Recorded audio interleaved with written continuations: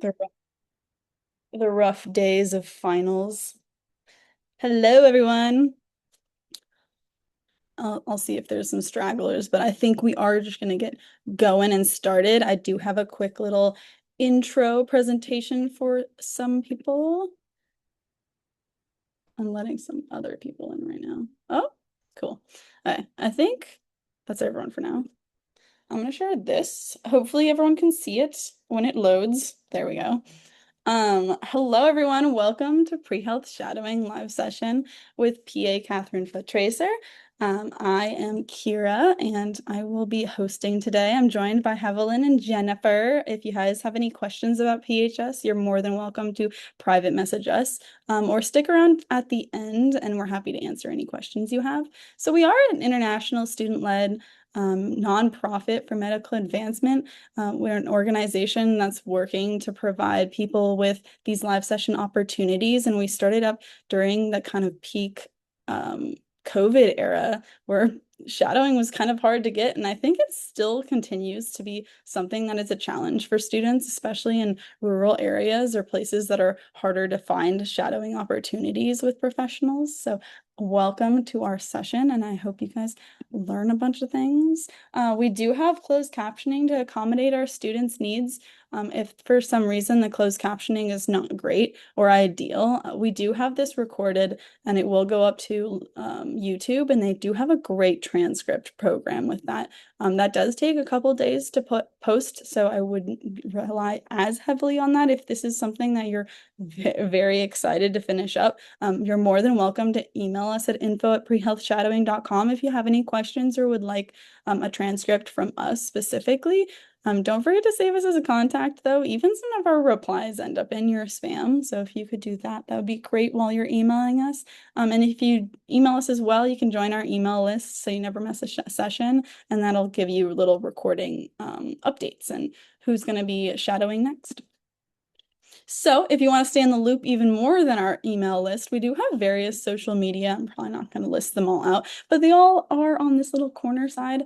And you can go on any of our social medias. We have pretty much active on a lot of these. We are hoping to be more active in 2026. I'm excited about that.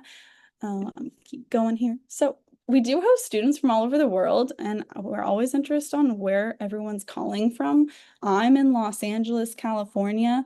I used to just say Los Angeles, but some people didn't know where that was, and I was a little surprised. So if you would like to post in the chat where you're calling from, I would love to hear that.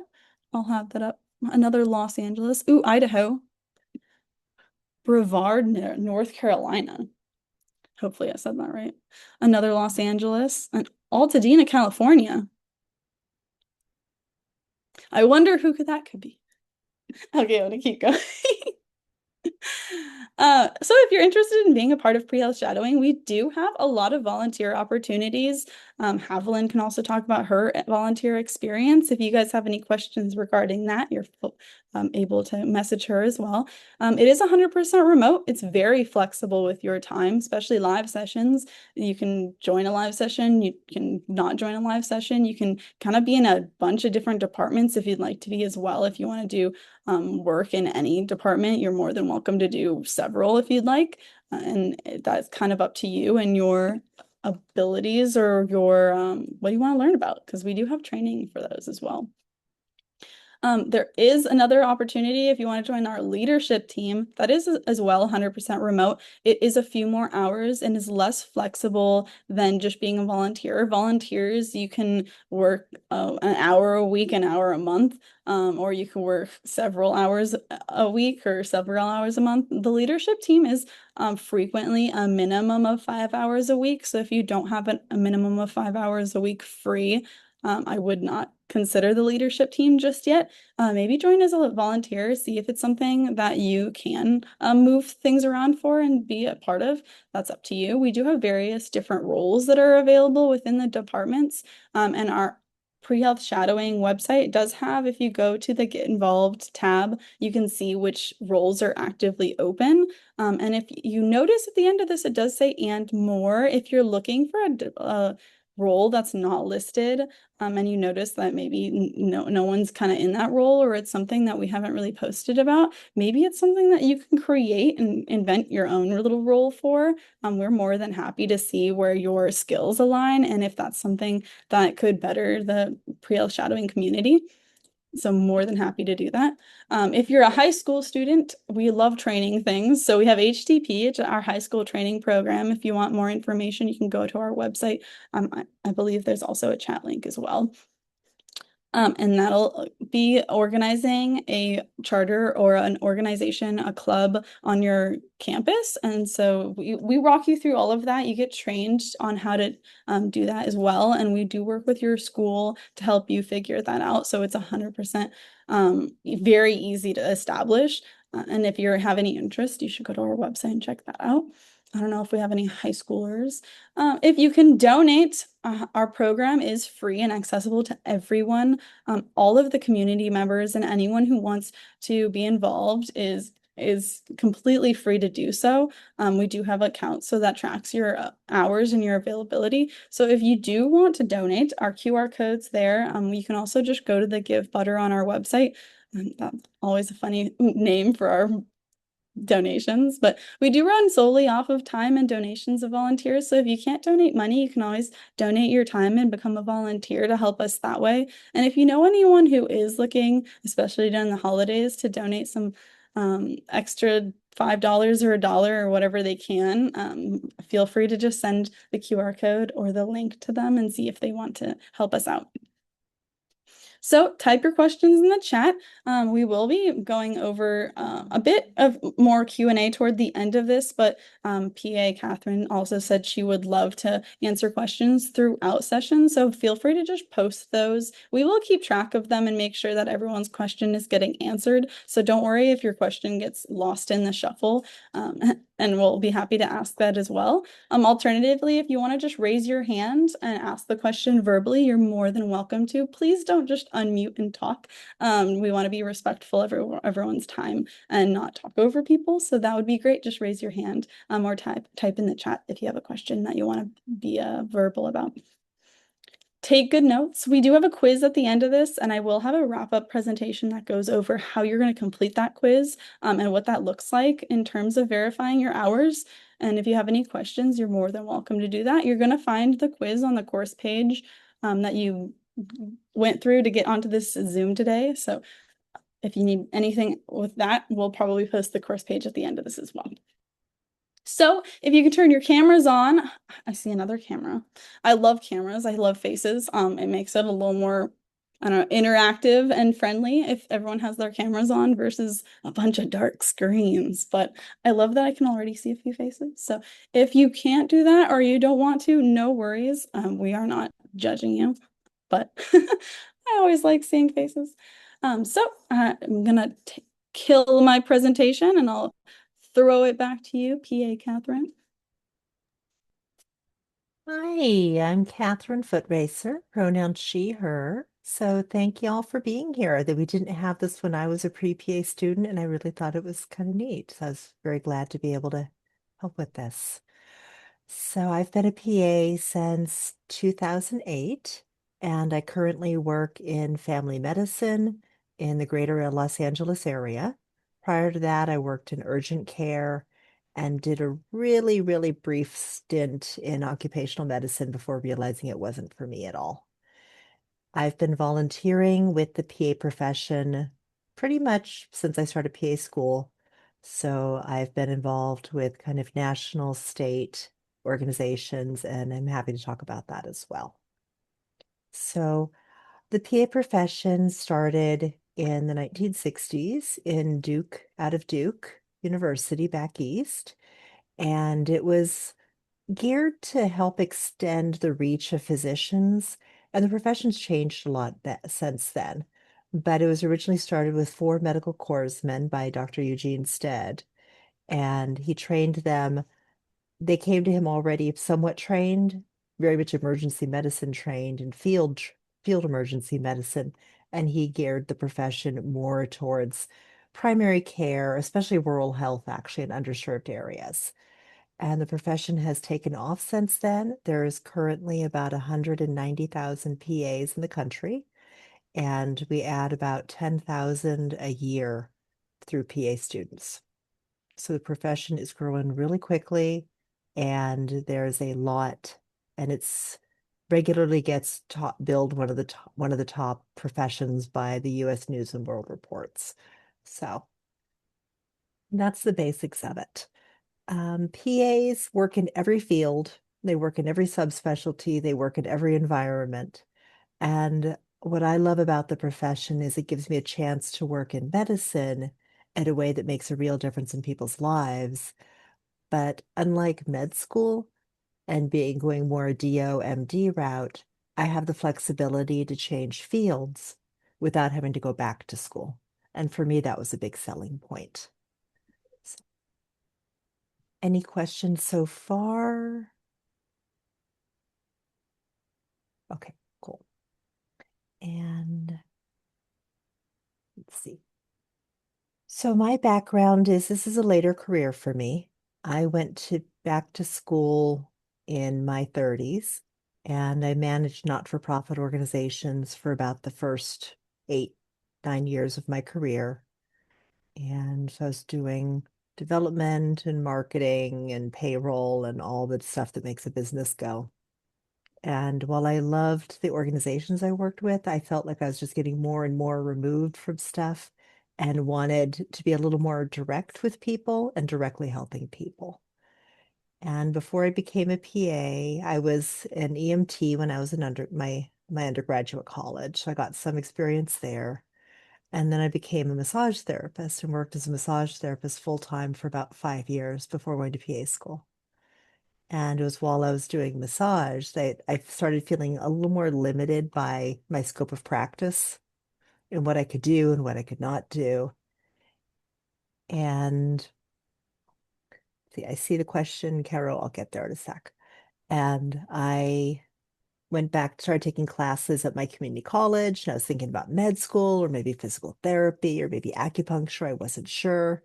And my chemistry partner said, I'm going to PA school. And I said, what's a PA? I had no idea. And she told me. And I thought that sounded wonderful. And that kind of, I changed focus and I let decided against med school and I went to PA school. So the process for making the change between specialties, how difficult it is depends on what you're going from and to. So for me, I started in urgent care, which is a little bit of seeing everything all the time. And I like that. And then from there, I moved to occupational medicine briefly, which is really more working with workplace injuries. And that was so limited. It was just like back pain and falls. And I just didn't like how narrow the scope was. So from there, I moved to family medicine. For me, the change wasn't that hard because I'd already started working in such a broad area of medicine already. So I was kind of just still staying very broad and seeing all ages. I have friends who've worked in a number of different things that don't seem very related at all. One of them worked occupational medicine, and then she worked with an ear, nose, throat specialist and did a little bit of primary care, and then kind of moved into working with singers because she had that different understanding of the body and the specialty of understanding the throat issues. So it's always some retraining going on with it, and medicine changes constantly. We're looking back and realizing that uh, half the diabetes meds I use now really didn't exist when I was in PA school. So it's been a lot of new learning. One of the things that makes us able to change specialties is we train as generalists. Our initial certification exam is generalist. And regardless of what specialty we work in, when we recertify every 10 years, we recertify in core medical knowledge. So we're still keeping that generalist core knowledge going. And that's a real big difference between the PA profession and the physicians. Once they pick a specialty, they only recertify in that specialty. So if they're working in dermatology, they're not recertifying, they're not having to deal with cardiovascular, pulmonary, gastroenterology stuff, except how it relates to dermatology. Whereas PAs were responsible for all kind of medical knowledge across the board with in terms of core medical knowledge, what we call walking around knowledge. So that's one difference. But that recertification process is what allows us to keep that lateral flexibility while still working at the high level we do. Um, the, and there are some fellowships and for kind of moving into between specialties now, but a lot of the time it's just kind of doing your homework, getting the continuing education in those areas that you want to be working into, and then going from there. And the most challenging part of being accepted to PA school is that it is incredibly competitive now. So they they have a lot more students applying for it because it is such a growing profession. And so it is very competitive. I've talked with people at the PA Educators Association and about what they like to see in students. And every school has their minimum requirements that are posted, and those are absolutes. But they said things they really like to see are grit, that people have that ability to stick with something, to work through something, to power through something. So when you are applying, being aware of what adversities you've come through, what you've overcome, and really being able to articulate those, because being able to persist with something is important. And that's what there is some that does help with school quite a bit and just being in the medical profession. Okay, and let's see. Um, for someone who kind of loves but kind of hates the idea of walking knowledge, I'm not quite sure what the question means entirely. So, okay. Gotcha. Thanks, David, for the clarification on that. Um, if you really want to PAs do specialize and do subspecialty, but we always recertify, we recertify as generalists. If you only want to work in one subspecialty and that's all you want to do, you might be better off doing a physician program where you're not required to maintain that other knowledge. For me, I like the variety of stuff we can do, and I liked the flexibility, and that's really what drew me to the profession. So, and PAs work in all sorts of areas of medicine, but they also work in teaching, they work in research, they work in the pharmaceutical industry. So there's a lot of different ways in which PAs can work. So I am not a research person at heart, but some of my colleagues are, and they do a lot more research than I do. I like being clinical, so I like working directly with my patients, developing those relationships, really helping people maximize their health. And that's part of what I enjoy. So there are a lot of PAs, though, who do work in research, and that is an opportunity. It's really what you want to make it. And when I say that people have the opportunity to work everywhere, I really do mean everywhere. And that's what's kind of exciting about it. So one of my friends works in really rural Alaska, kind of like at the tip up by the Bering Circle. So he works in he's the he's one of two providers at one of the oil rigs way up by the Arctic Circle. And for him, they have X-ray and they have some basic labs. But for anything bigger than that, that they might need like an MRI for, they have to literally fly someone out. So he works that environment. I work next door to a hospital. So if I really need an MRI, I send somebody next door. So there's this huge range of where we work in, and that's what I find kind of neat about it. PAs work in transplant, PAs work in surgery, PAs work in primary care, PAs work in the neonatal ICU. And how close we work with our physicians really depends on us and also the specialty. If you're working in surgery, you're working very closely with your surgeon throughout in the ER, in the OR. You may be doing a lot of the out of the non-OR stuff on your own, But in the OR, you're going to be working very closely with the surgeon. As a new grad, you'll be working more closely with a surgeon or in a subspecialty. I've been doing primary care for over 10 years, so my physicians and I, we work together, but we each have our own panels, we each have our own patients. We talk to each other about we bounce ideas off each other. Sometimes they're asking me for my advice on how I handle something. Sometimes I'm asking them for it.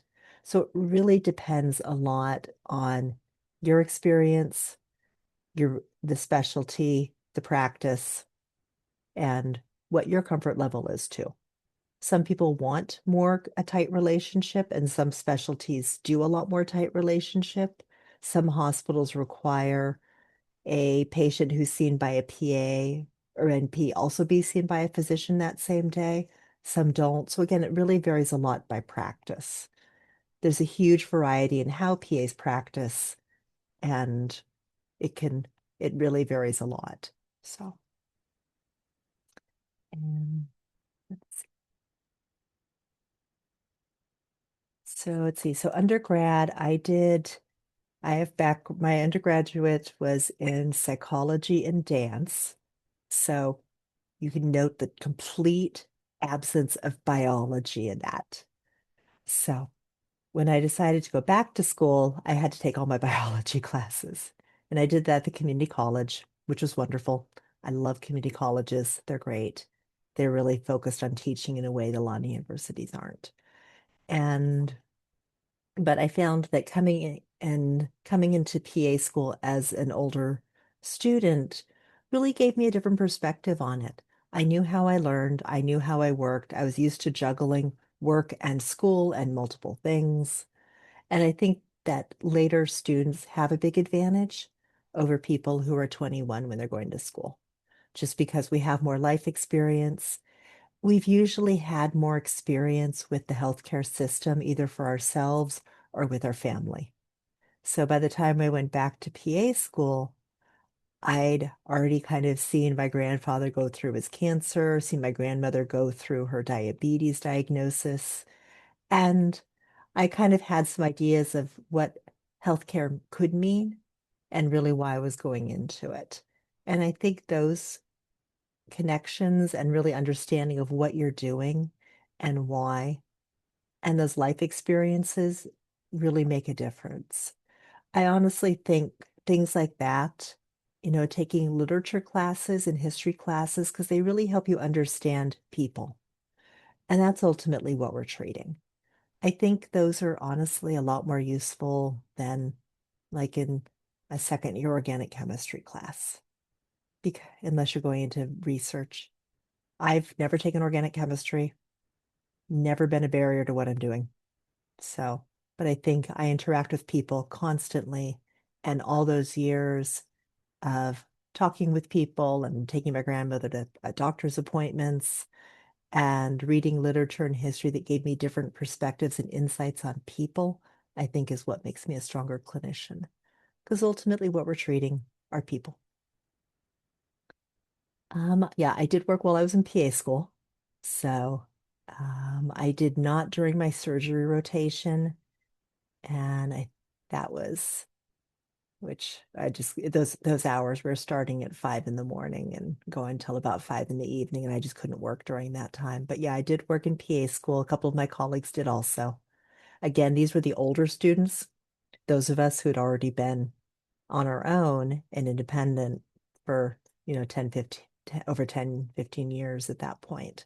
So those of us did work, and the school was not thrilled by it, but they kind of, as long as we were doing okay, they let us they didn't make us stop. Um, I moved from doing non-for-profit work for pay to doing it for volunteer. So I worked in the arts when I was working. So there was no connection really between the work I do now and the volunteering I did. But I continued to volunteer when I was working as a PA. I continued to volunteer with LA Chamber Orchestra for a number of years, kind of just doing stuff that was completely non-related to work, which was kind of nice. And then my main non-PA volunteer gig right now is I'm a docent naturalist. So I talk to kids about snakes and asking them what their second favorite lizard is, and rocks and plants, and what poison oak looks like so they can not ever touch it. So, so I also volunteered. I was on the board of directors for the National Commission on Certification of PAs, which is the certifying body that makes the tests for certification and recertification for PAs nationally. And I'm currently on the board of directors for the American Academy of PAs, which is the membership organization for PAs. And then I've also volunteered as a journal peer reviewer, so reading people's submissions for articles. And I've worked on, um, yeah, other kind of like health quality groups. So I tend to do a lot of volunteering. So I like having, oddly enough, I've never volunteered really medically much. I kind of keep that work and then my volunteer is kind of a separate thing. I may volunteer in the medical field, but not actually not doing medicine. So, and then I am currently mentoring a couple pre-PAs. So I try to do that. Um, being a cheerleader for people and just being that that voice of, yeah, we can get you there. So, um, let's see. I'm a non-traditional student. I suspect that several of you are also. And I know that PA shadowing is really hard to get right now. It was a little problematic to get when I was going to PA school, and I know it's even harder now. And part of that is COVID. Part of that is the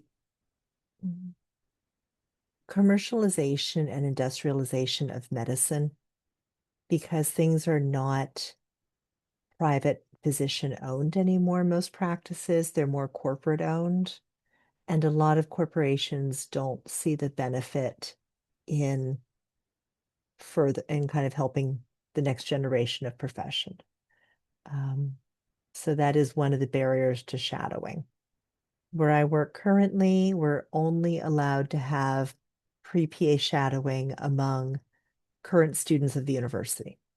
So they allow it now, but that took a lot of fighting and a lot of arguing on the behalf of the leadership in the PA and NP leadership, and I'm very proud of them for doing that. But it took a while, and yeah, I know the shadowing really is hard for people, so I'm sorry. I wish there were more we could do with that. Burnout is a big issue in all of medicine. Family medicine and emergency and ICU are the highest ones right now. And a lot of um, some of it's burnout in terms of just feeling overwhelmed by the amount of stuff to do and the amount of work we have. And some of it also can be moral injury. So when we're having what we believe is best for the patient being denied by insurance companies, usually. So, and it's a lot of frustration at times. There are a lot of things that can help reduce burnout, and one of them is volunteering. One of them is connecting with other people is the biggest one. And then also it's things like the organization for which you're working, really taking some steps to help smooth some of the barriers, help smooth some of the routine tasks that are just time consuming and frustrating. So my department deals with this by having meetings every 2 months, one-on-one, just to kind of touch base more often if we need with our vice chair for clinical affairs. And then also we have quarterly meetings in person that are half a day. We used to have them monthly on Zoom for like an hour, and everybody complained about them because we all wanted to be in person together. And so now we complain about the drive, but we're all much happier in person, and they've learned to budget enough time because we will sit there and just talk and talk and talk and talk with each other and laugh and just enjoy each other's company in a way that we weren't when we were on Zoom. And the participation levels went through the roof and people were happier. So it's things like that, your organization kind of recognizing what helps feed you with that. So one thing that's challenging for all the professions right now is that currently a lot of the medical professions, demographically, we do not represent the PA, we are not representative of the patients we serve. And I really hope that we can get more people of color going into kind of healthcare, more people along the LGBTQIA spectrum going into healthcare because our patients are there. And there's a number of studies that show that when patients feel more connected with a provider, healthcare outcomes are better. So I really do encourage that. And it can be hard if to be the first whatever demographic in a program and stuff. And if you can all reach out to me through LinkedIn, I'm the only Katherine Footracer on there. And if you find another one, it's another foot racer, it's probably my brother. So, but reach out to me and I will cheerlead the heck out of you when you're having those imposter syndrome days and just kind of need that kind of just know you got this kind of stuff because it really is hard and we all need someone who can do that for us.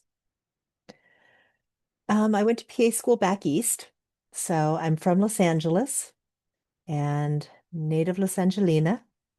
And I went to school back in New Jersey because there was a karate dojo there that I wanted to train at. So the other school I applied to was also near a karate dojo that I wanted to train at. I was not a good fit for my school. I went to Seton Hall. It's Catholic.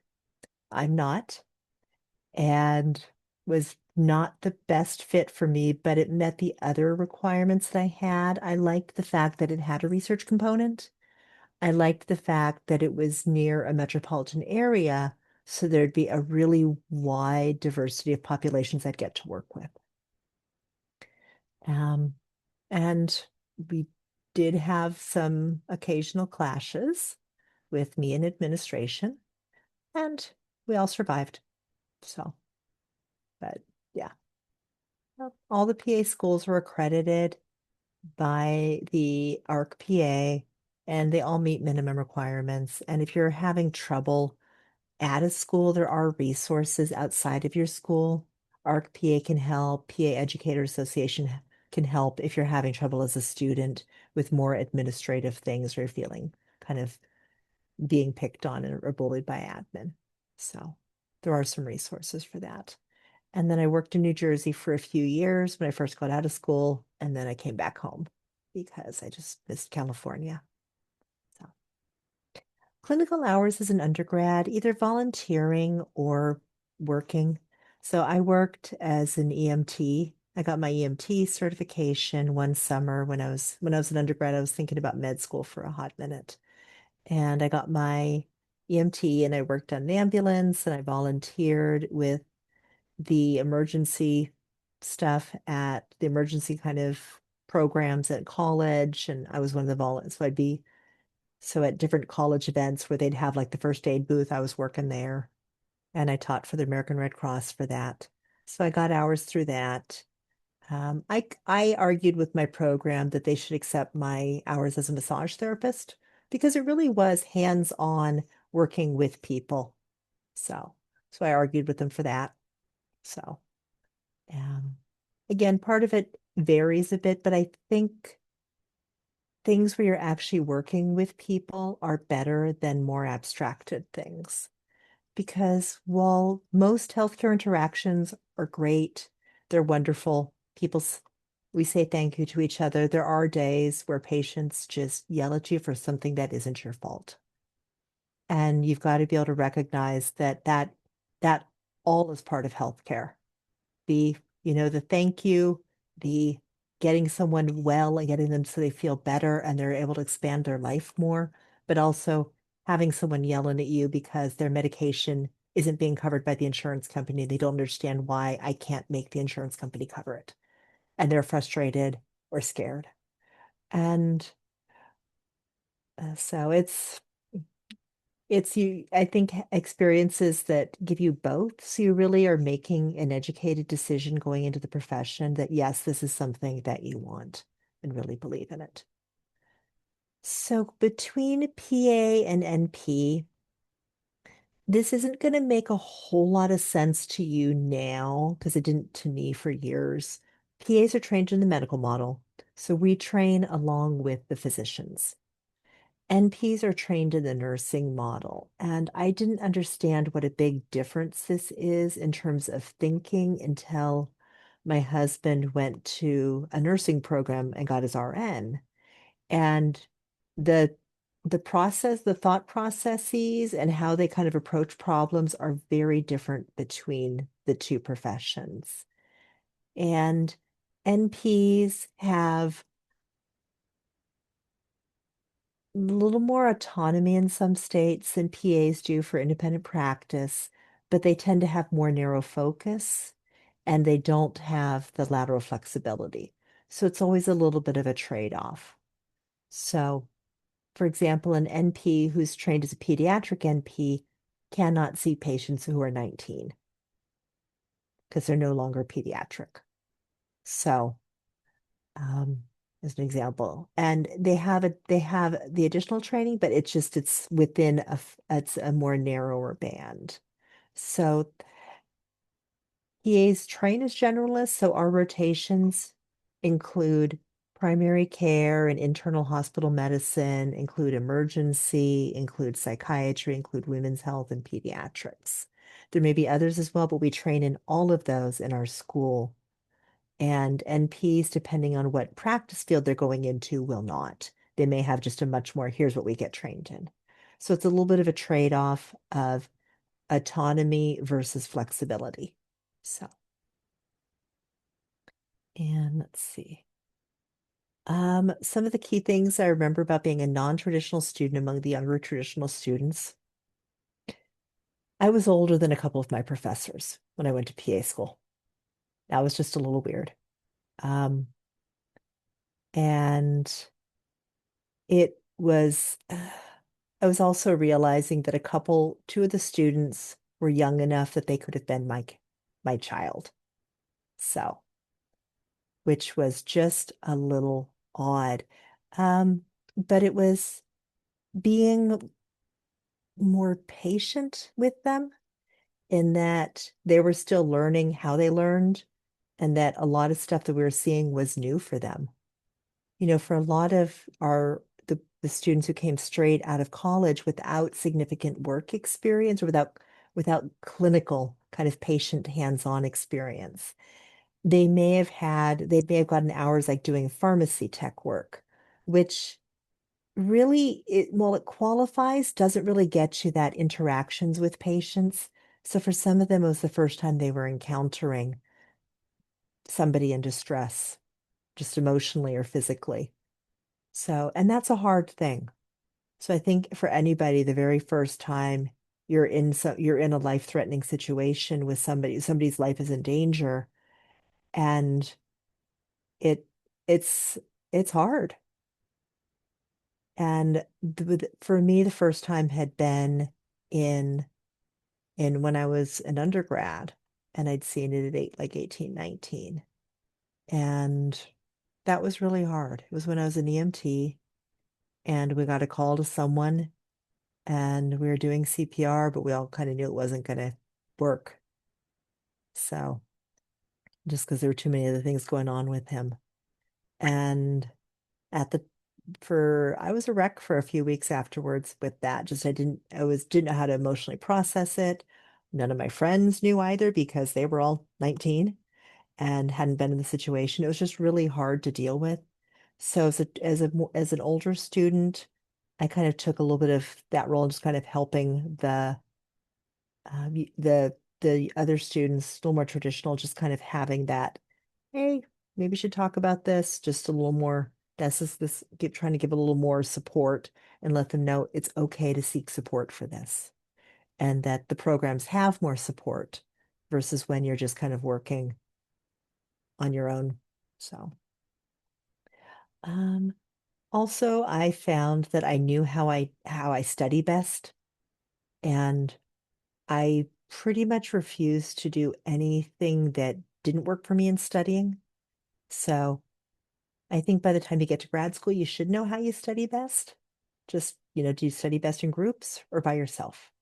Do you study best with reading or hearing it out loud? Do you do flashcards? Do you do this? But you should have some of those skills and kind of questions in place already.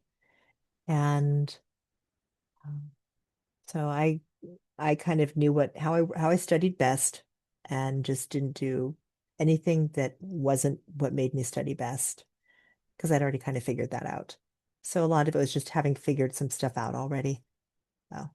And relating to my professors more as people than just professors. So let's see. So, a question from Gloria. I know you mentioned that grit is something PA schools love to see. What else would you say is something that they would love in terms of stats, experience, or just personality traits? Stats experience, I'm not sure on. I mean, they have all their minimum GPAs and stuff and science GPAs and all that and the minimum hours. I think being able to really understand what the profession is. When I was a student, I was on the interview panel for college, and one of the questions I'd ask people is, why do you want to, aside from helping people, why do you want to work in healthcare? And a lot of people really had no answer beyond, I want to help people. And it's like, well, if you really want to help people, go be a social worker. We need tons of those. We are so short-staffed on those. But it's like, what about healthcare draws you to it? Do you have a vision for healthcare? Understanding what our profession is and what it's not. I get a lot of people, sometimes I'll have a lot of students saying, well, I want to be a PA because it's less work than a physician. I want more work-life balance than a physician. I'm like, nope, nothing to do with the profession. That's really you and your boundaries and the specialty you work in. So I see just as many patients as my physician colleagues do. And I have just as many messages in my inbox as they do. And I work same number of hours a week they do. So that doesn't make a difference with it. So really understanding what you're looking for in the profession and what about it draws you to it, as opposed to going to NPA or phys going the MD or DO route, and really being able to understand the differences on it. Personality traits, I think you've got to like people at some level, be willing to interact with people. So because vast majority of us are clinicians. There's more physicians that do research, and the physician programs are a little more geared towards research than PA programs are. Not PAs do research, but a greater percentage of us do clinician than the physicians do. So being open to that and knowing that you're open to working with people on that. So, and really being flexible. So PA profession really demonstrated its flexibility in 2020 with COVID, because we train as generalists, we were able to pivot between different fields and really kind of as the healthcare system's needs changed. So a lot of PAs who hadn't been working in ICU for quite a while ended up moving into more ICU positions or going from outpatient specialty to inpatient hospital, just because we have that generalist. So we were able to shift and pivot in a way that other professions weren't. So one of the things I did during COVID was I was working outpatient at the time, primary care, but I did some volunteering emergency department for a few weeks because I had that generalist background and I'd had my emergency rotation in school. I got a book and I kind of studied and worked my way to get it better, and I had resources, but I was able to do that transition. So with that, and I think that's with its one that flexibility is really kind of a core PA trait. So the prereqs that I took that were most useful for my career. Oddly enough, when I first started taking prereqs, I wasn't doing it with the goal of going back to school. I was working as a massage therapist, and I felt like I knew my musculoskeletal system really, really well, but I didn't know the rest of the body systems that well because I'd had EMT training, but that's very focused on patch them up, get them to the hospital. So it was very focused. And so I ended up taking an anatomy class at the local community college because I thought it'd be fun. And it would give me more of a background on just kind of bigger body stuff than just the muscle skeletal system that I was working in. And I loved it. And at the end of the class, the teacher says, "Oh, and if you want a recommendation for med school, let me know." I was like, "What?" Like, I was just taking this because I thought it'd be kind of fun. And I was getting over a really bad breakup. And I thought taking extra classes would completely use up all my time and keep me really busy. And it did. And that's when I started looking at school. So, yeah. And then ended up taking chemistry, took chemistry, and I took physiology and microbiology and biology. And yeah, I loved them. I just had fun in them. I enjoyed the kind of the science of them, and I really loved my teachers over at my community college. For those of you in LA, Glendale Community College, really fabulous, fabulous biology department. Surprised me. Um, my husband took some biology classes at a different community college in same kind of type of stuff, but I don't think his classes were anywhere near as good as the Glendale ones. So I'm a huge fan of Glendale.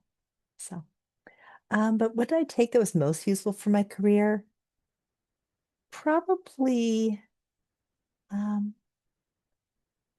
some of my psychology classes. So, because they really taught me more about people and how people think and how to and just different ways of thinking. So the anatomy and physiology class is absolutely necessary and stuff. But what surprised me more was the psychology classes were more useful to me overall in terms of the kind of work I do. If I were in surgery, we take anatomy and physiology again in PA school at a higher level than we do as undergrad. So, and athletic training class I took when I was at the community college also was actually really helpful for when I was working in urgent care because it taught me how to tape up joints.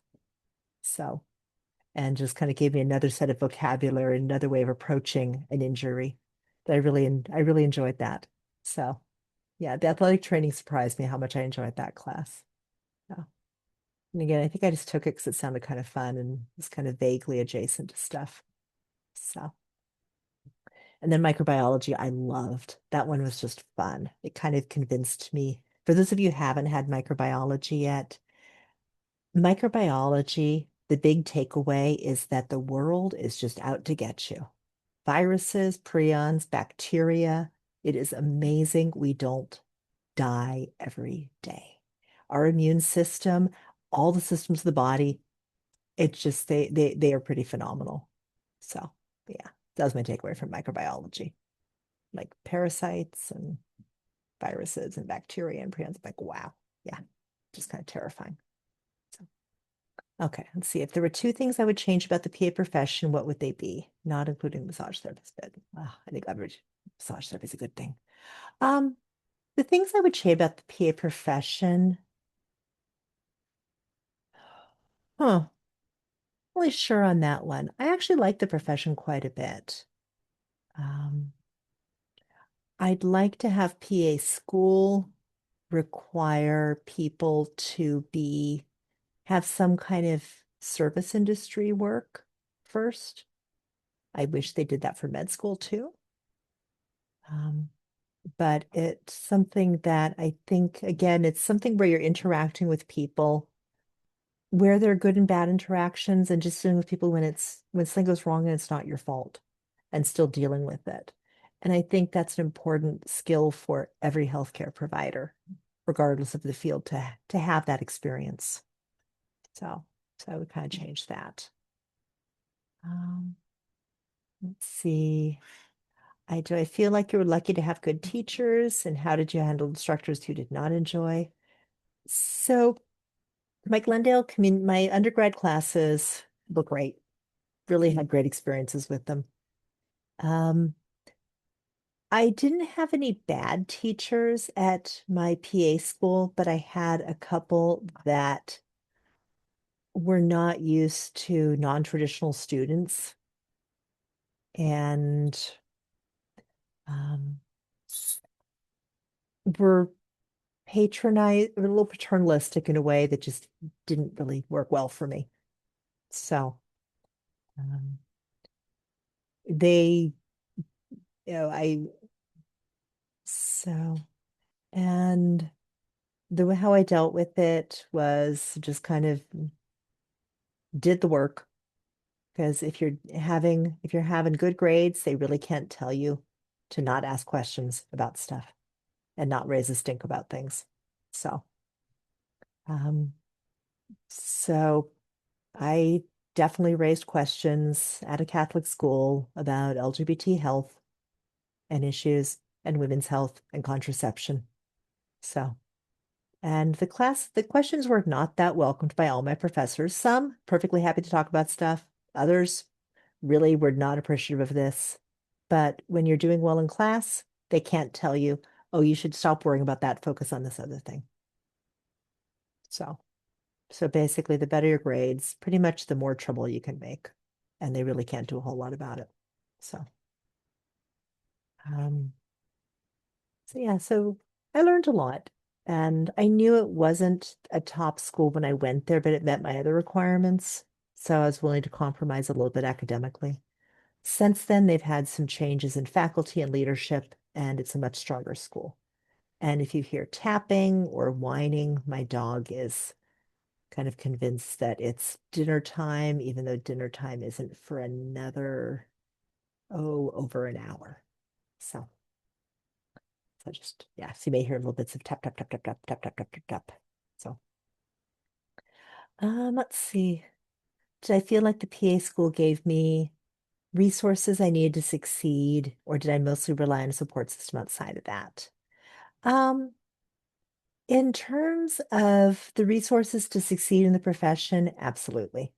I learned a lot. They prepared us well for our certification exam, and I felt like I had a good, pretty background coming out of it. There was some stuff I didn't learn in my PA school that I wanted to, like IUD placement and stuff, just because Catholic program. And that I had to learn. I've kind of been working with on and like birth control again, not something that really gets taught very well in Catholic school. So those I had to learn on my own. But other stuff I felt like it really was. And a lot of it is just how much you're putting into it and how much you're willing to kind of just do the work. And I think it's important to focus on the big parts of medicine rather than like little tiny details on stuff generally. So Um, let's see. For getting through emotionally and wise, my school didn't have a lot of resources. I think as a profession that has really changed in the last 10 years. So there's a lot more resources for students and a lot more recognition of the stress students are under. So I relied on friends, either within school or out of school for that. Oh, but it was hard. I didn't have family supporting me and I didn't want to take out loans for every single thing. So that's why I worked in school. So I worked as a massage therapist and I also worked as a scribe.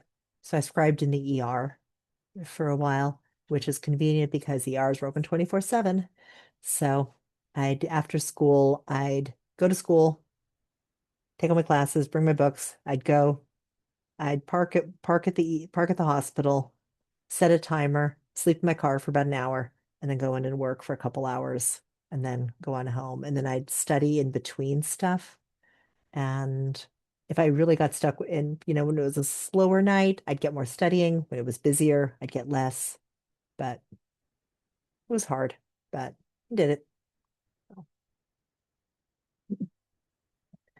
I haven't seen the question. Do I notice with my students, you mentor recent PA students that religious schools still keep with that hesitation on certain questions?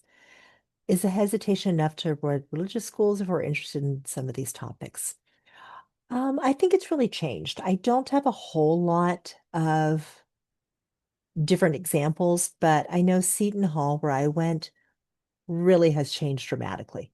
They have at they've had the students have presented research on LGBT health issues, and it's really changing.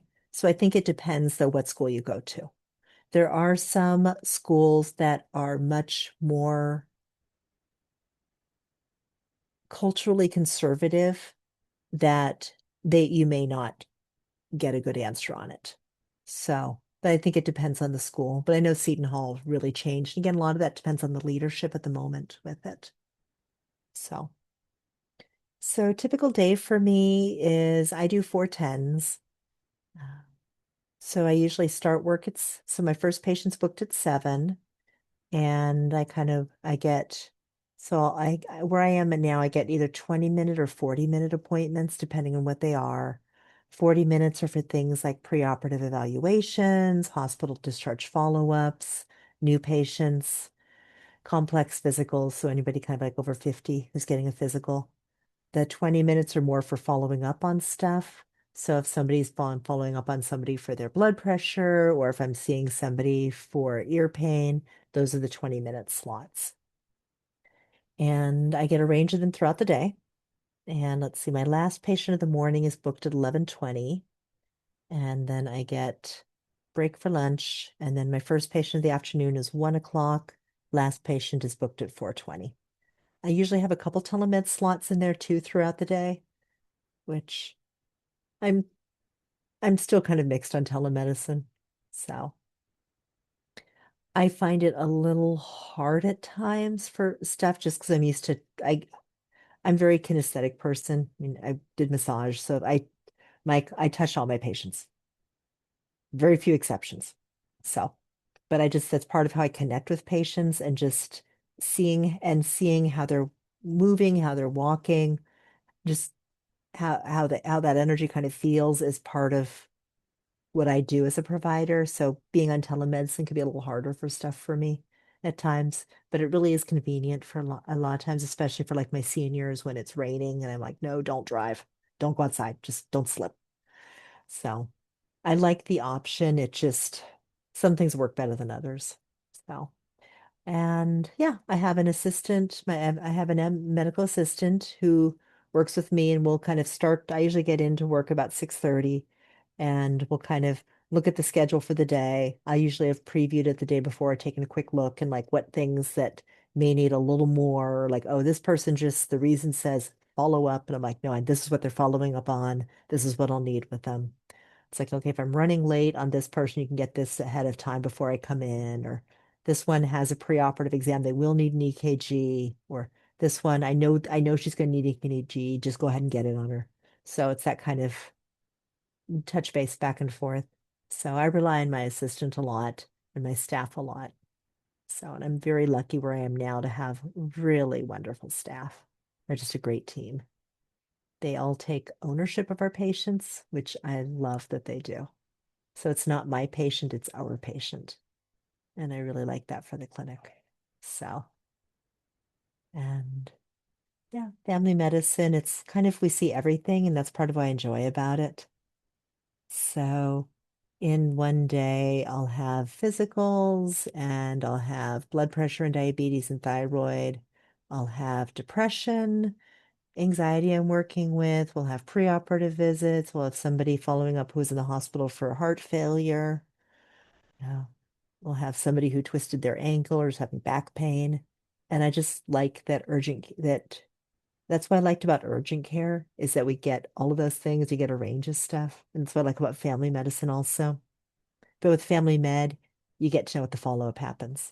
So it isn't just that we get to see them and like, okay, go take this and follow up with your primary. It's like, okay, go take this and follow up with me in 6 weeks. And here's why I want you to take it. Here's how this is going to work. Here's why I think this is why you should take it. Here's the potential side effects. Here's how it's going to prevent complications down the road. Because for me, healthcare is ultimately, I see good primary care as part of an aspect of social justice. So when I've, the example I use is, so both my grandmothers had diabetes. My grandmother on my mother's side, white, upper middle class, and my grandmother on my dad's side, Navajo on the reservation. So very, very different worlds here. And my grandmother, they were about similar kind of age. And my grandmother on my dad's side died in her early 60s from gangrene of her leg from complications from diabetes. So, yeah, full on gangrene, full leg in the 1980s. This should not, I'm like, this is ridiculous that this is happening in our society. My grandmother on my mom's side, also diabetes, died in bed at 98 with family around. And that 30 years, that's what a healthcare disparity is. And that's a life. I don't know how old y'all are, but I suspect a lot of you are kind of in that range or a little younger. But that's a whole life that was cut off because of poor access to healthcare. And when people are having complications from uncontrolled medical conditions, whether that's postpartum depression or it's diabetes or thyroid issues, then that person's life is cut short. What they can do while they're still alive is cut short, and they're suffering. Their family, it affects them, their neighborhood, their community. So we're losing out on what people can be doing because they're being limited by their health. And that's why I think healthcare is so important and why I believe in that family medicine and primary care is so important. Because this is where we really kind of help start making this difference. It's not just, it's not like just that I care about somebody's numbers and their blood pressure. It's like, well, I care about these numbers because if your blood pressure is high, you're more likely to have a heart disease, dialysis, or a stroke. If your blood pressure is controlled, yes, you don't like taking the pill. I get it. But all of a sudden, you've got better quality of life. You're not getting limited. You can walk more than you're not getting limited by heart failure that keeps you from walking 2 blocks and doing stuff you want to. And I think that having that why you want to go into healthcare really helps you get through the hard times with it and helps you get through burnout with it, is really connecting to why do you want to go into healthcare? What about it calls to you? What about it makes a difference for you?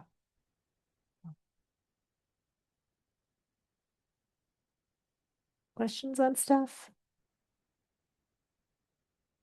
Y'all can unmute and ask questions too. Do you want to touch base a bit more on kind of key differences between PA and MD? Yeah, Because you definitely I touched can. a little bit on like what makes PA more unique, but maybe a Mhm. little bit on the contrast. Absolutely. So, physicians and PAs both kind of trained in similar medical models, so a lot of the same kind of classes, a lot of the same kind of thought process we learn on how to approach a problem. Physicians, when they graduate med school, have at least 3 more years minimum of residency, where they're getting more additional training on how to be an autonomous in their profession. If they're doing surgery subspecialty surgery, that's like a 5 year rotate, it's like a 5 year fellowship. I think family med is 3. And then if they're doing a subspecialty, that may be anywhere from 1 to 3 years on top of that. And at the end of that, they are fully independent practitioners. Oh, but they're also in their one field and they are experts in that field. With PAs, when we finish PA school, we start practicing. Pretty much as soon as we pass our boards, we start practicing. And there isn't that residency, there isn't that fellowship, there isn't that internship built into it. And so we start The first year for PAs is really the hardest just because we're kind of thrown into stuff and we're expected to be learning on the job a lot. And so it's important to have a job that'll work with you and really kind of teach you as opposed to just kind of throwing you out there by yourself. So I discourage PAs from taking a first year position where they're going to be on their own most of the time because it's not a good strategy for it. After you've been practicing for a while, definitely. But that first year is when you're really taking all that knowledge you've just been accumulated and then trying to figure out how you apply it. So, and it can be hard. There are some fellowships now that are coming out for PAs, which can be good for new grads that feel they really want to work in a specialty and they need more help with it, or for people who are looking at changing careers sometimes. Um, but that's the big difference is physicians, when they end med school, they get residency, and then we start immediately as soon as we end PA school. So, but we both have about about 100. We're required to have about 100 continuing medical education hours every 2 years. Each profession tends to retest at 10 years. So we're similar in those areas. Just they do that really deeper dive. Med school's all about the generals, PA school's all about the generals, and then physicians spend their residency and any fellowships really diving into it details with that. And the one thing PAs can't do is be a first on surgery. So you can assist in surgeries, but you are not the surgeon ever. And that's when the other difference is with it. So I have friends who work in surgery and will do a lot in it, but they may close up or do other stuff, but they are not the surgeon. And that is the one thing kind of right now that PAs can't do. So And then were there any other fields that you have thought about other than I thought working? about I thought about endocrinology for a while, just because having diabetes on both sides of the family. And then I realized I would just get bored doing the same things all day. So that's what I liked about urgent care was the range of things that came in. That's what I like about family med is a range of things that come in. I thought about moving into more emergency medicine a little bit. Just again, it's a range of things that come in. So I know I do have some colleagues who work like 2 days in this specialty, 2 or 3 days in that specialty to get that kind of both halves of their brain, all the ha parts of the brain happy. But I like working one job, just having multiple things going on in that one job, but a lot of different ways. And I've never really wanted to work hospitalist. I thought about hospitalist a bit too, actually. Just again, a range of things, and there's that short-term continuity. So, one of my friends was in the hospital about a month ago, and it was just wasn't fun for him, but it was interesting for me, just the being like looking at the labs and this, and I'm one of his powers of attorney. So he was like, take a look, tell me what you think. He was like, okay, here's what I think we should be doing, here's why, and helping interact with the surgeons. One of the big things I see a problem with medicine is we don't communicate well. By the time you get through prereqs and PA school, you now speak medicine. So it's a matter, and our patients do not speak medicine. So it's really a matter of code switching and making sure to explain things so they understand them and understand why it's important and what the potential causes of not doing something are. So a lot of my patients are like, oh, you just tell me what to do. And I'm like, no, no, you're the one who has to do it. I'm going to make my recommendations, but you're ultimately the one who has to decide what you're doing. My job's to make sure that you're making an educated decision. So, and that can be hard sometimes when you think they're making a really bad decision. But if they're making it with full understanding, then I kind of have to respect it. I have one patient who's been smoking for about 40 years. She's now on inhalers. I'd like to get her to stop smoking. I'd like to get her to get a lung cancer screening. like her to just that she doesn't want to. And she understands the smoking may increase cancer and lung disease and heart disease. And she's willing to accept that. It's hard for me because I would like to have her not smoke.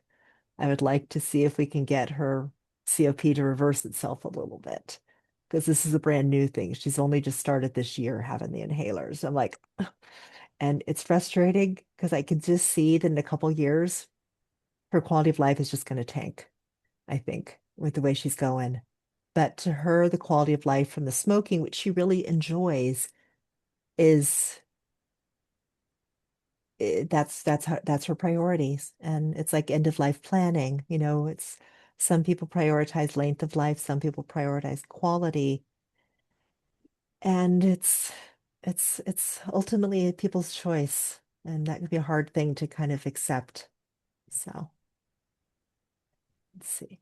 So how do we And improve our ability to communicate with patients both before and during PA school?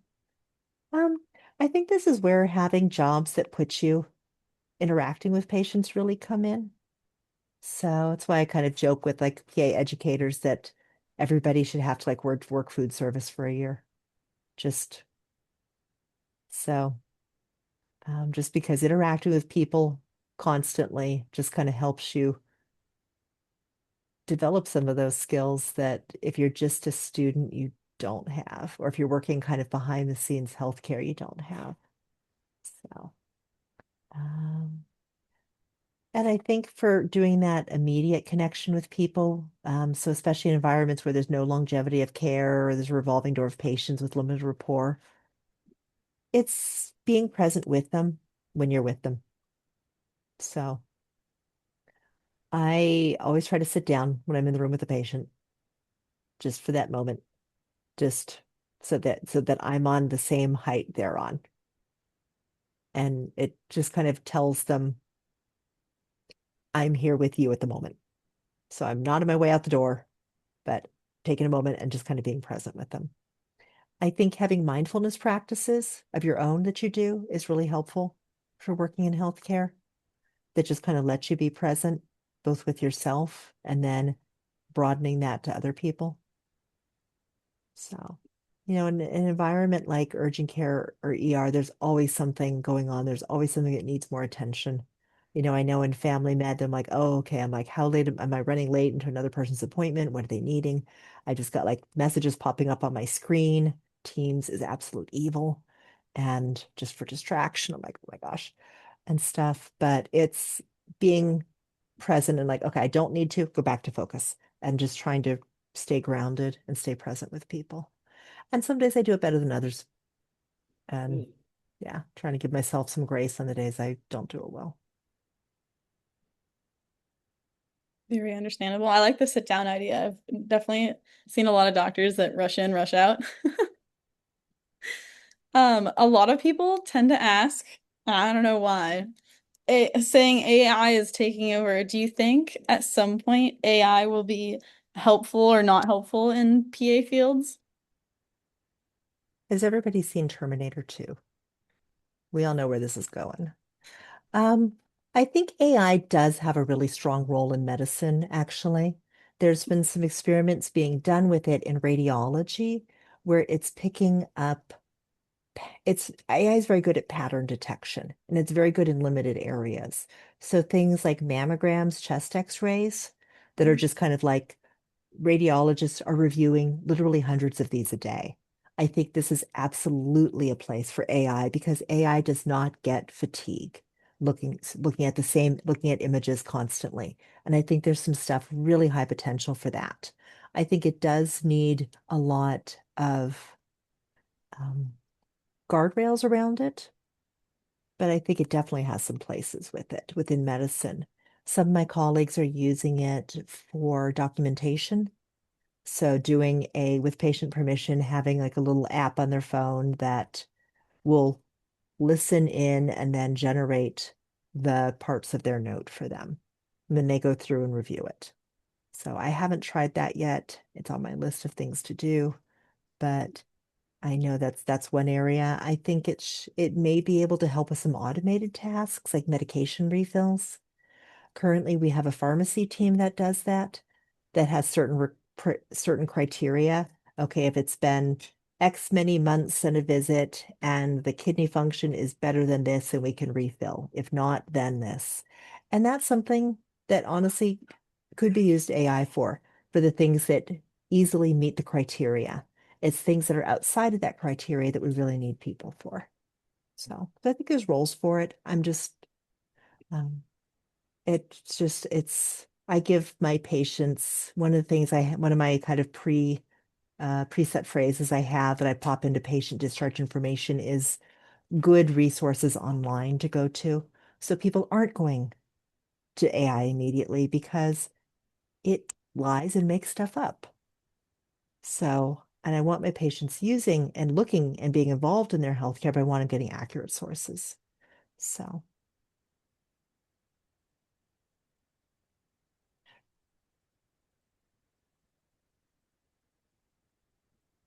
You got one more question. okay, it says a non-traditional student interested in medicine, engineering undergrad.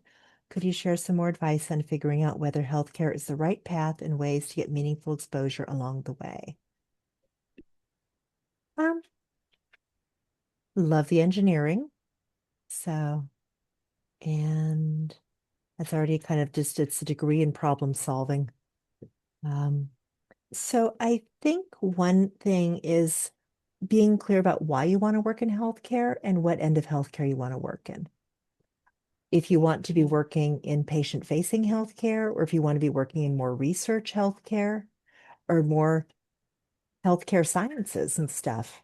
But I think understanding what about it appeals to you and then doing some stuff to get some exposure with it. Oh, sometimes it can be as simple as kind of volunteering at a senior center for a bit and just trying it with some of the stuff that they do. That can be a way. But I think having really understanding what area about healthcare you want to go into, why you want to go into it is important because it is a hard field to work in and it can be incredibly rewarding. And other days it's just exhausting and tiring. So, and I think if you don't have a clear why for you of why this is important, why this matters, it can be, it's harder. And most fields, a lot of fields can just be a job. Healthcare, it's harder to be a job. It really is more of a calling job. And there has to be more of a why you're going into because it is hard. So, and it's incredibly rewarding. So, can be. So, one of my seniors I see, she'd I've been seeing her for a few years now, and we've developed. She had when I first saw her, she had osteoporosis, and I was really worried about her falling, breaking something, because seniors who break a hip, big chance of like just going downhill in the next year. It's really, really hard. So we want to keep them from breaking in the first place. And we talked a lot about what she could do, and she decided she was going to do it. So she's been taking the medications, but she's also done the strength training that we talked about. She started with the silver sneakers class, and then it got too easy. So she's doing a sculpt pump class now. She doesn't do the jumping part because that's hard on her knees, but she does the rest of it. And she's taken her osteoporosis back down to osteopenia, which is like a pre-osteoporosis. And she also just in her daily life, she's expanded what she can do. She likes sewing and she'll go to different classes and stuff. And before she said she had to get someone to help her at home to move the sewing machine to the car. And sometimes that'd be a couple days before because of when somebody could come by. And then she'd have to get someone at where she was going to get it out of the car to the site and then back in and then say reverse. She said now she just picks it up and puts it in the car herself. So things like that, where you've just expanded somebody's life and what they can do and their sense of competence, that's one of the things I love about it, where we've made somebody's life better. So she feels more capable. She is more capable physically of stuff, but she just feels more on less intimidated by things in the world. And I love that. So, I also love that. I have older parents and my dad just went through the whole hip replacement thing. So he's been bummed, but he plays competitive tennis and he's obsessed with it. And his doctor is now telling him that he's getting old and he needs to calm down. yeah, I'm like, you're old. You need to do more strength training. So it's more what I do. And I'm like, and here's the balance training I want you to do. And here's many times a week I want you to do it. And I'm like, no, you don't get to do less. You get to do more now. So, yeah. So speaking more on like the caseload, I always love hearing Mhm. caseloads. What would you say is kind of in your typical week, the like Mm. more common cases that you see? Um, I see a lot of just bread and butter, diabetes, blood pressure, cholesterol, thyroid. That is a lot of really common kind of stuff I see that I'm managing. Get sprinklings of kind of like cold, cough, urinary infection, but a lot of it is just primary care visits. So kind of the annual physicals, which are really, I see as a chance for me to talk about how we keep people well and, are the vegetables and going to the dentist and just kind of all the things we can make changes on to keep them well and healthy and help their health priorities. So I have a lot of those. We tend to get lots of those beginning of the year and end of the year. So just tons of physicals. People like realizing they haven't had anything in a while. So I'm like, okay. I see a lot of back pain. Just that's when it's a pretty common thing actually. Usually from people not knowing why, but I kind of see them and I'm like, they got that kind of, I call it the 21st century slump, where their kind of shoulders are round and the head's forward. They're like, I don't know why my neck hurts. I'm like, I do. So, there's no injury and stuff, but it's just a lot of, there's a lot of pain that goes on and but a lot of the chronic conditions we just kind of manage and stuff. So, let's see. So how long are my appointments? Visits, basic appointments, 20 minutes, and an extended appointment is 40.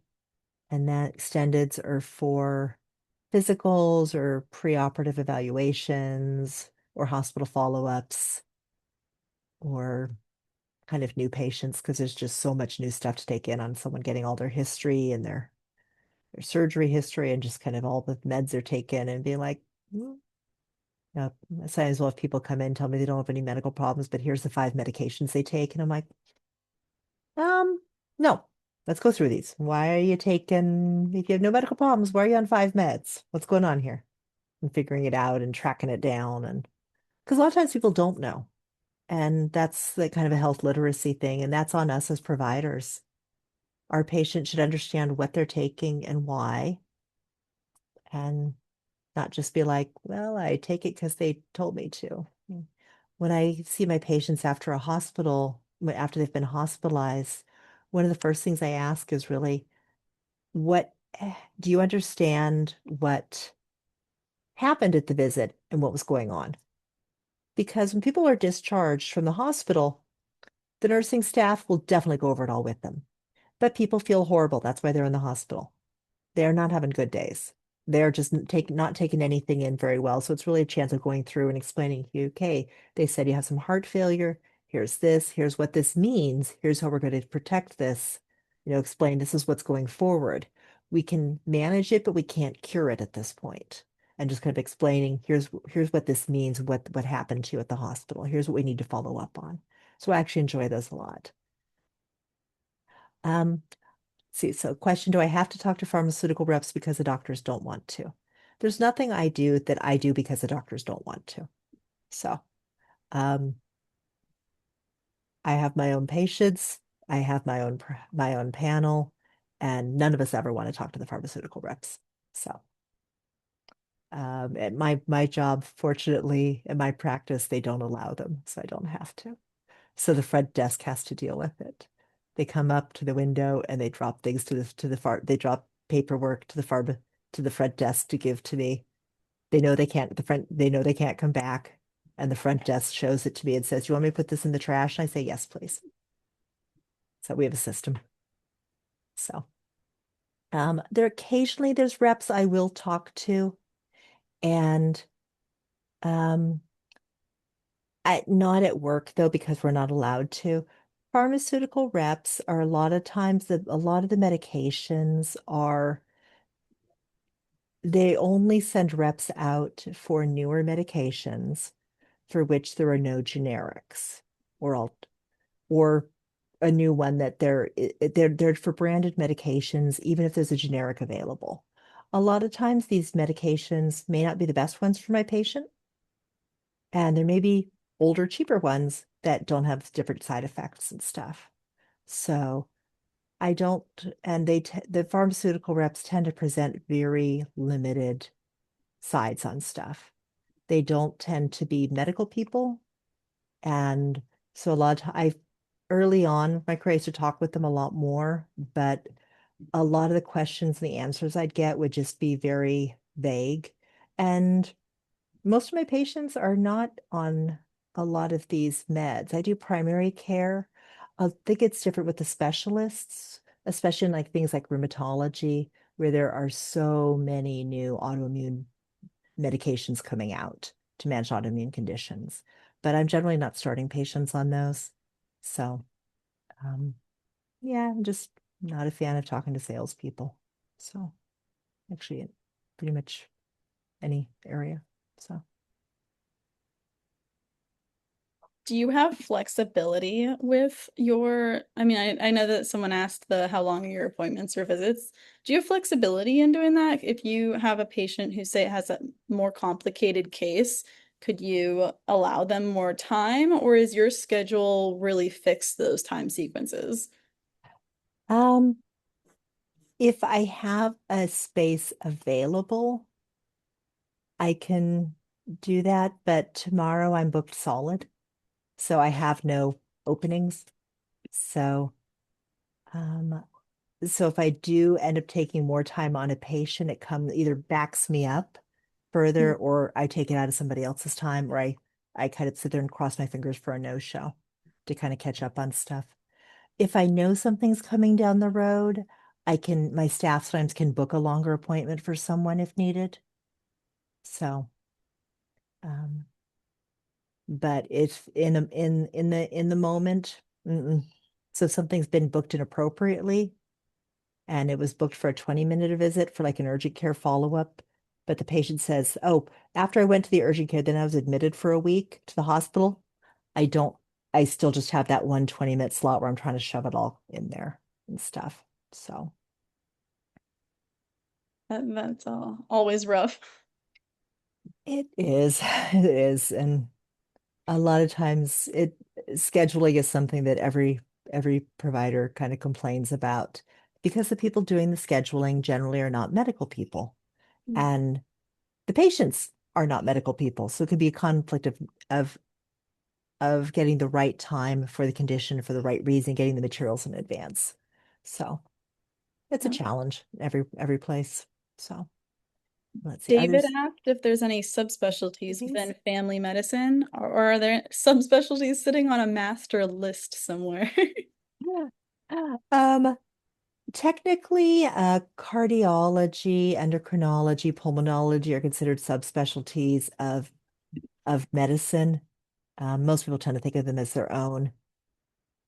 Family medicine's very broad, and it really is. We all tend to have areas we lean into more.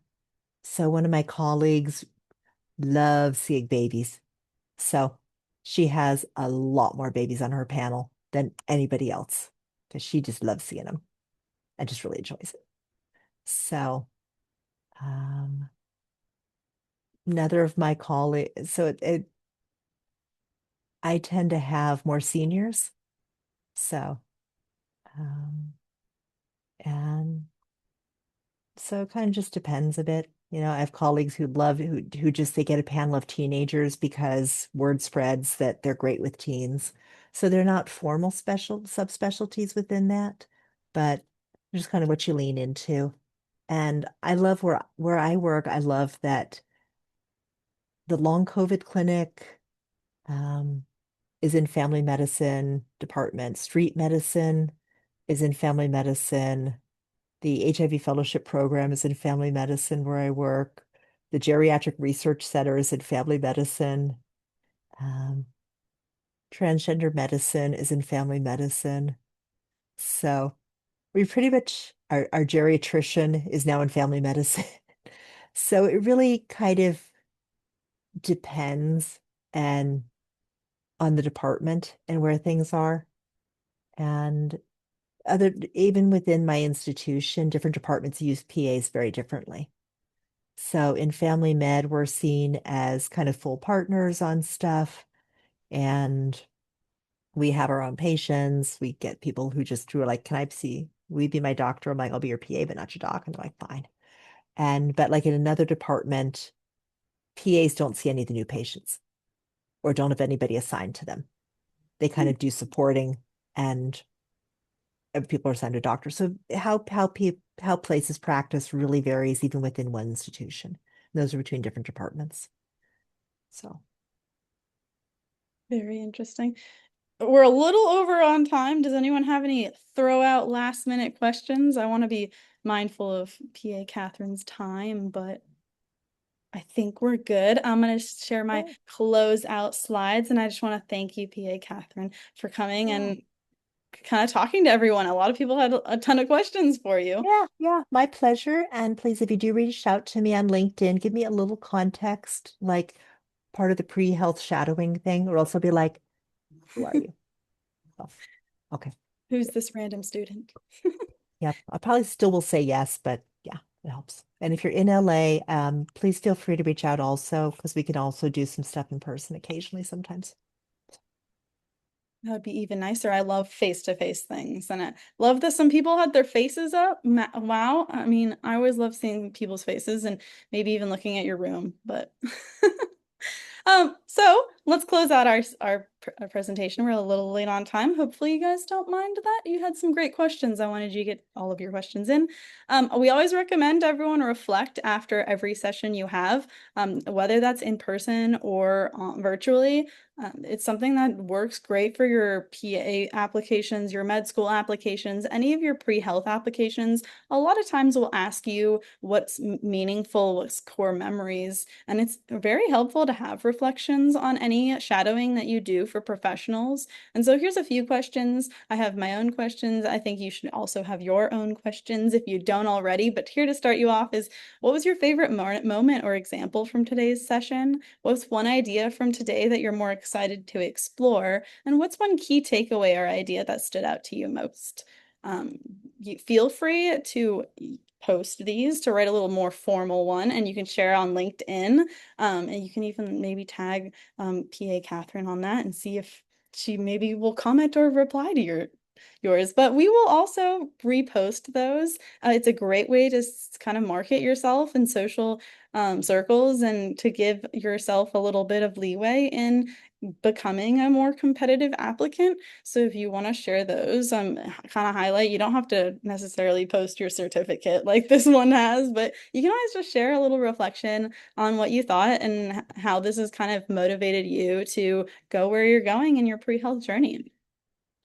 So again, if you're interested in joining us, we are 100% remote and we're very flexible to your hours. If you want to just volunteer for the summer or for the winter or for whatever holidays that you have free time, you're more than welcome to do that as well. You do not need a fixed schedule. If you sign up for something, you're kind of expected to complete that project. But other than that, you can always sign up for things. You can also just join the community and see what's out there in terms of roles and jobs. If you can donate, we love your time, but we can also love your donations, even if it's $1 or $2 or $5 or $500. But we do run solely off of that time that our volunteers donate and the donations of all of our sponsors and our partnerships and all of you guys that keep us running and able to be free for everyone. So, what you guys all have been waiting for is how to earn your digital certificate, or maybe some of you already started it and you're like running through it right now. It is up, it's on the course page, the same course page you used to get on to this meeting. And you're just going to go back to that same course page for PA Catherine. Take the quiz, it's 10 questions. You have 30 minutes to answer those 10 questions, and it's 7 out of 10 gets you a pass. If you make below that, then you're going to have to retake it. You do get one retake, so you get two chances to pass with a 70% or higher. If there are any challenges, or if you notice that maybe you took notes on something and there's a question that might be just a throwaway question, feel free to reach out to us at info@prehealthshadowing.com. And just let us know that there's some problem with the quiz. Likewise, if you have a tech problem, if your quiz loads up and it's blank and there's no questions there, but your timer runs out, that's definitely a problem. We're more than happy to give you another attempt or look into what's going on with that. The quizzes are open indefinitely, so if you can't get to taking the quiz now, and you can always take it tomorrow, you can take it next week. The nice part about this is it is recorded. All of our sessions are recorded and they're all on our YouTube channel. So feel free to, you can go look at all the other recorded sessions and take the quizzes for those, and you'll also get a verified certificate for that. Don't forget at the end, you do need to click finish this course to get your downloaded certificate. If you do not click finish this course, your progress will still stay, but you will not receive a certificate. So make sure that you press that little button at the end. So if you missed any part of this session, it will be uploaded probably in the next few days to our YouTube channel. Feel free to go and look through all of our other recorded sessions and see if there's someone that kind of influences you to get into the healthcare field. If that's PA, if it's MD, if it's DO, any other pre-health profession. I don't think we've had a lot of vets on here, but pre-dental's on here as well. There's a lot of different community members who have been with pre-health shadowing since we started, and you can always take advantage of all of those as well. So make sure that you catch all of our sessions every week. We do have another session on the 16th, and we have a workshop on the 17th with Mapped. I employ you to go check out our website and read up on those, or go to our Instagram or social media and see what those are all about. Thank you so much for joining. If you want to stay and ask a few questions, you're more than welcome to. Our team will stay here. But I just wanted to say again, thank you so much, PA Catherine, for joining us and giving us some of your time and answering all those questions. My pleasure. Thank you for being interested in healthcare. Well, I'm very excited. So I'm curious to see how it goes. Okay, I'm going to stop the